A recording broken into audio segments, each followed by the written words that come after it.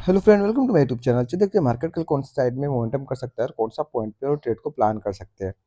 सबसे पहले यहाँ पे देखेंगे निफ्टी बैंक का चार्ट लगा हुआ है डे टाइम फ्रेम के हिसाब से। प्रीवियस टाइम में हम लोगों ने डिस्कशन क्या किया था, कल के वीडियो में जाके देखेंगे। कल के वीडियो में मैंने डिस्कशन किया था कि अगर ज़्यादा करके मैं मार्केट के अंदर में देखता हूँ कि जब भी एक वोलेटाइल कैंडल बनता है, वोलेटाइल कैंडल बनने के बाद नेक्स्ट डे मार्केट ट्रेंडिंग होगा, इसका चांसेस बहुत कम हो जाता है। मैं हमेशा इस बात को रिपीट करते रहता हूँ। अगर हम जाके देखिए कि प्रीवियस डे मार्केट में मूवमेंट कैसा हुआ था, प्रीवियस डे कहीं ना कहीं एक वोलेटिलिटी देखने को मिला। थोड़ा सा ये मतलब कि वोलेटिलिटी प्लस ट्रेंडिंग था इसके अंदर में, लेकिन कहीं ना कहीं मार्केट वोलेटाइल था उस दिन। क्यों डायरेक्शनल नहीं था, क्योंकि डायरेक्शनल किसको बोलेंगे, मार्केट फॉल करने के बाद थोड़ा सा पुल करके कंटिन्यू, फिर थोड़ा सा पुल करके कंटिन्यू, या फॉल करके प्राइस साइडवेज जाता है, फिर फॉल करता है, फिर साइडवेज, फिर फॉल। लेकिन इस दिन जाकर देखेंगे मार्केट फॉल किया, 50% 60% रिकवर हुआ, फिर फॉल, फिर 50-60% रिकवर, फिर फॉल। तो इस तरह से जाने के बाद फिर क्लोजिंग भी बीच में आके कर दिया था। तो ये कहीं ना कहीं इसके अंदर में उनको वोलेटिलिटी देखने को मिला। और कल का सॉरी, और कल के वीडियो में मैंने बताया था कि जब भी वोलेटिलिटी देखने को मिलेगा तो एक चीज़ तो है कि नेक्स्ट डे जाके हम लोग ट्रेड नहीं कर सकते, डायरेक्शनल प्लान नहीं कर सकते। चांसेस है कि एक साइडवेज वोलेटिलिटी देखने को और मिल सकता है, लेकिन डायरेक्शनल नहीं मिल सकता। मैं प्रीवियस टाइम में इस दिन का एक एग्जांपल दिया था, जैसे कि ये लॉन्ग लेग डोजी टाइप का जो कैंडल है, इसके अंदर में एक वोलेटिलिटी देखने को मिला। उसके बाद से नेक्स्ट डे कैसा ट्रेड हुआ, आपको दिख रहा है कि छोटा सा कैंडल बना है उसी कैंडल के अंदर। अगर यहाँ पे और भी जाके देखेंगे कहीं ना कहीं ये वाला जो कैंडल है ये भी वोलेटिलिटी के अंदर में आता है, क्योंकि प्राइस फॉल किया, ये रिकवर करके इंट्राडे के अंदर पूरा रिकवर कर गया। उसके बाद से देखेंगे जाके यहाँ पे ये कहीं न कहीं थोड़ा-सा साइडवेज टाइप का था। अगर इसका बाद भी जाके चेक करेंगे, यहाँ पे एक कैंडल जो बना है रेड, बहुत ही बड़ा रेड, तो इसके अंदर में भी कहीं न कहीं वोलेटिलिटी दिखा है। कहीं न कहीं प्राइस ऊपर भी गया है, नीचे भी आया है, क्लोजिंग ये यहाँ पे किया है, लेकिन इसके अंदर भी कहीं न कहीं वोलेटिलिटी देखे दिखने को मिला है। उसके बाद से हम लोगों को कैसा हुआ कि लास्ट में जो मार्केट जो ट्रेड किया यहाँ पे, यहाँ भी कोई डायरेक्शनल ट्रेड नहीं था, एक छोटा-सा साइडवेज मार्केट जैसा था। आज का दिन अगर हम लोग देखेंगे तो आज का दिन भी कहीं न कहीं मार्केट थोड़ा-सा ट्रेंडिंग था सुबह के टाइम में, उसके बाद से पूरा साइडवेज रहा। लास्ट में थोड़ा-सा ऊपर का साइड में आके ये क्लोजिंग किया हुआ है। मिला-जुला के मेरा कहने का मतलब है कि प्रीवियस टाइम में ये जो दिन था, मैंने बताया था कि नेक्स्ट डे हम लोगों को कोई डायरेक्शनल ट्रेड नहीं मिल सकता। चांसेस है कि एक साइडवेज एंड फिर से एक वोलेटिलिटी देखने को मिल सकता है, और प्राइस एग्ज़ैक्ट वैसा ही बिहेव किया है। हर पॉइंट को आप लोगों को ना माइंड में एब्ज़ॉर्ब करते रहना है, याद करते रहना है कि कौन-सा दिन कैसा मूवमेंट कर सकता है, अगर ऐसा मूवमेंट हुआ तो नेक्स्ट कैसा मूवमेंट कर सकता है। ये सब चीज़ों को ना याद करना बहुत ज़्यादा इंपॉर्टेंट होता है। चलिए, भी देखते हैं कल के दिन कहाँ पे हम ट्रेड को प्लान कर सकते हैं।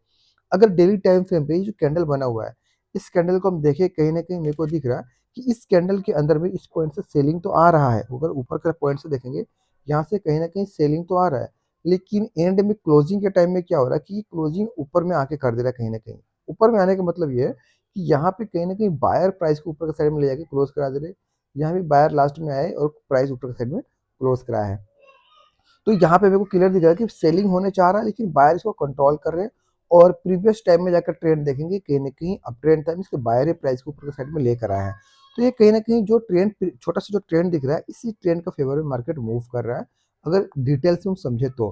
तो नेक्स्ट मूव हमको कैसे करना चाहिए? सिंपल, आज का जो कैंडल बना है, सिंपल आज का जो कैंडल बना है, ये कैंडल बहुत इंपॉर्टेंट है। अगर इस कैंडल का हाई को ये ब्रेक करता है और लो को ब्रेक करता है, तब जाके हम लोग एक ट्रेड यहाँ पे प्लान कर सकते हैं। सिंपल, ज़्यादा चीज़ों को कॉम्प्लिकेट करके कोई फ़ायदा नहीं है। अगर 15 मिनट का टाइम फ्रेम पे जाके हम देखेंगे, एग्जैक्ट निफ्टी बैंक में जहाँ से एक सेलिंग आया और इंट्राडे में ये जहाँ से सेलिंग आया, ये इंट्राडे में पहुँच लिया और क्लोजिंग कहीं न कहीं सेंटर में किया है। यानी कहीं न कहीं यहाँ पे यू टर्न हमको दिख रहा है। ओके, तो नेक्स्ट जो प्लान होगा बेस्ट, कि यहाँ पे अगर प्राइस कल का दिन ये ओपन हो के इसी जगह पे ये थोड़ा-सा भी एक कैंडल भी 15 मिनट का वेट करता है और ये ब्रेक करता है, तो यहाँ पे एक बाइंग के लिए हम ट्रेड देख सकते हैं। क्यों देख सकते हैं? क्योंकि यहाँ पे दिख रहा है कि सेलर ट्राई कर रहे हैं प्राइस को नीचे लाने के लिए, लेकिन ला नहीं पा रहे हैं। ओके, तो बाइंग के जो सेंटीमेंट है इसका ऊपर ही होने वाला। अगर मान लीजिए सेलिंग का अगर ट्रेड प्लान करना है, जो आज का जो लो है, अगर इस लो को ब्रेक करता है किसी तरह पे, या तो मोमेंटम में ब्रेक डाउन करता है, या यहाँ पे आके एक दो कैंडल पोज लेके ब्रेक डाउन करता है, तो दोनों ही केस में यहाँ पे हम लोग सेल का ट्रेड एग्जीक्यूट कर सकते हैं। ऐसा क्यों? क्योंकि सिंपल यहाँ पे देखेंगे, ये बायर एक बार फेल हुए, प्राइस ऊपर लेके गए, लेकिन ये फेल हो गए। यहाँ पे ट्राई किया बायर प्राइस ऊपर लेके जाने के लिए, फेल हो गया। एंड लास्ट टाइम यहाँ से फिर से ट्राई किया बायर ऊपर लेके जाने के लिए, अगर नेक्स्ट डे फिर से बायर फेल होंगे, तो चांसेस है कि मार्केट मोमेंटम कर जाएगा नीचे का साइड में। आई होप आपको ये पॉइंट समझ में आ रहा है। अगर नेक्स्ट हम लोग देखें निफ्टी 50 को कैसे प्लान कर सकते हैं।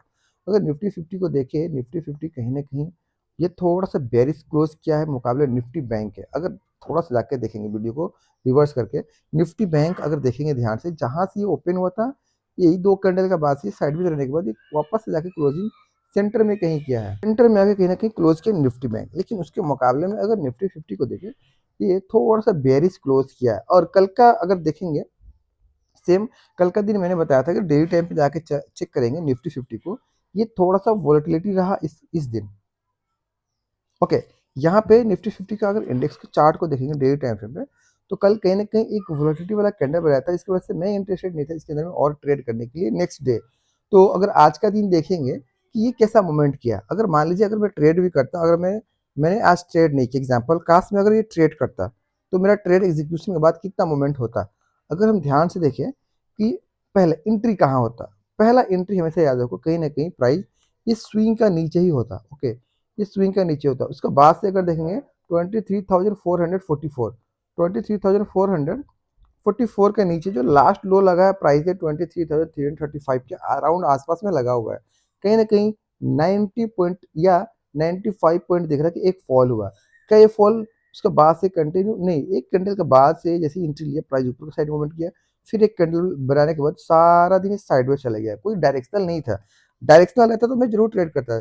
डायरेक्शनल पहचानना जरूरी है कि कौन सा दिन हमको डायरेक्शनल ट्रेड देखने को मिल सकता है। डायरेक्शनल हो सकता है हमको कल देखने को मिले, क्यों? क्योंकि एक दिन हमको वोलेटिलिटी देखने को मिला, नेक्स्ट डे अगर निफ्टी 50 की बात करें कि ये मोमेंटम करने के बाद उसी जगह पे ये पोस्ट लिया और उसी जगह पे क्लोज किए, पिक्चर परफेक्ट है। कल का लिए सेल साइड में अगर एंट्री मिलता है, मान लीजिए मार्केट गिर रहा है, निफ्टी बैंक, निफ्टी 50 या इंडेक्स या स्टॉक सारा गिर रहा है, तो सबसे पहले अगर इंडेक्स को देखें तो बेस्ट है निफ्टी 50, क्योंकि ऑलरेडी ये जो क्लोजिंग दिया ये नेगेटिव क्लोजिंग दिया मुकाबले निफ्टी बैंक के।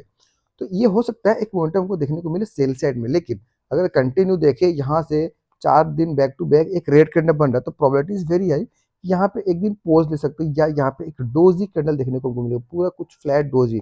डोजी कैंडल आपको पता होगा, आई होप कि ये यहाँ पे देखा कुछ इस तरह से डोजी कैंडल हमको बनता हुआ भी दिख सकता है कल का दिन इसके अंदर में, क्योंकि कंटिन्यू फॉल किया, एक दिन पोज लेके अगर ये गिरता है फिर मिलेगा मोमेंटम। तो चांसेस है या तो कल एक छोटा मोटा फॉल हो, या थोड़ा सा हम लोग को साइडवेज और एक दिन देखने को मिले। आज का दिन मोमेंट थोड़ा सा ट्रेंडिंग प्लस साइडवेज था, लेकिन कल का दिन हो सकता है साइडवेज देखने को मिले, या अगर ट्रेंडिंग भी हुआ तो हाफ टाइम के बाद हो सके देखने को मिले। लेकिन मॉर्निंग में ही ट्रेंडिंग मैं एक्सेप्ट नहीं कर रहा हूँ कि मॉर्निंग में ट्रेंडिंग हो सकता है कल का दिन। ओके, तो अगर मान लीजिए हमको प्लान करना, अगर ट्रेड एग्जीक्यूट करना है, कहीं ना कहीं जो इंपॉर्टेंट लेवल था 23,376 पे क्लोज किया है, एक्चुअल में 23,350 का एक लेवल था, वो इंपॉर्टेंट था। उसके बाद से प्राइस नीचे आया अराउंड 23,320। ओके, तो 20 का अराउंड से ये वापस से ऊपर का साइड में घुमा है। तो कल का दिन जब हम लोग ट्रेड एग्जीक्यूट करेंगे, जो लास्ट स्विंग दिख रहा है नीचे का साइड में, हमेशा याद रखिए अगर नेक्स्ट डे आप ट्रेड प्लान कर रहे हो, कौन सा डायरेक्शन में आपको अच्छा ट्रेड मिलेगा, जिस साइड में मार्केट क्लोज किया है। अगर मार्केट जिस साइड में क्लोज किया उसी डायरेक्शन में अच्छा ट्रेड कहीं ना कहीं देखने को मिलता है। अगर हम देखेंगे प्राइस इस रेंज के अंदर में सारा दिन रहा, अगर ओवरऑल देखें यहाँ पे दो कैंडल जो बना मॉर्निंग में आधे घंटे के बाद, उसका बाद से जो ट्रेड हुआ है सारा ट्रेड इसी रेंज के अंदर में हो, तो बेस्ट ट्रेड कब मिलेगा, या तो इस रेंज का ऊपर अगर प्राइस निकलता है तो यहाँ पे एक बाइंग साइड का ट्रेड मिल सकता है, क्योंकि एक सपोर्ट, एक इंपॉर्टेंट सपोर्ट है। उसके बाद से या तो प्राइस का स्विंग ब्रेकडाउन करता है तो हम लोगों को एक सेल साइड में ट्रेड मिल सकता है।